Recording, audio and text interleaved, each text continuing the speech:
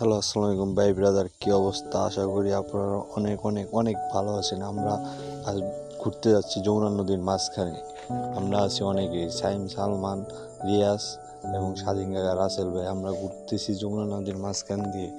এখানে সেই ওয়েদার, আজকের ওয়েদারটা অনেক সুন্দর এবং অনেক ভালো লাগতেছে। আজকে ট্রলার নিয়ে বেরিয়েছি সবাই মিলে একসাথে। আমরা নদীর মাঝখানে রয়েছি।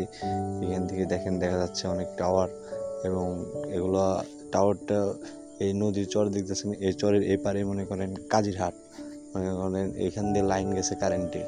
আমরা ঘুরতে ঘুরতে ঘুরতে অনেক দূর এগিয়ে যাচ্ছি। এখানে অনেক মজা লাগতেছে, সবাই মিলে চিল করতেছি, মিষ্টি মিষ্টি বাতাস লাগতেছে নৌকার মাঝখানে।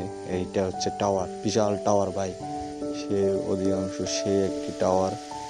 আমরা এই টাওয়ার দিয়ে অনেক ভালো লাগতেছে, আপনাদেরকে জুম করে দেখানোর চেষ্টা করতেছি।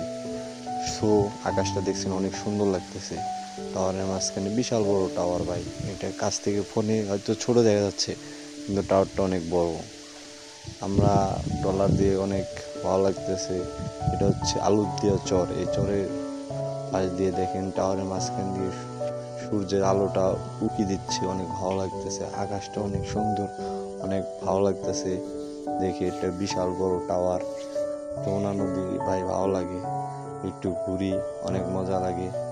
নদীর টাওয়ারের মাঝখান দিয়ে অনেক সারি সারি অনেক টাওয়ার গেছে। এই টাওয়ারগুলো গেছে কাজিরহাট, আমাদের আরিশা থেকে।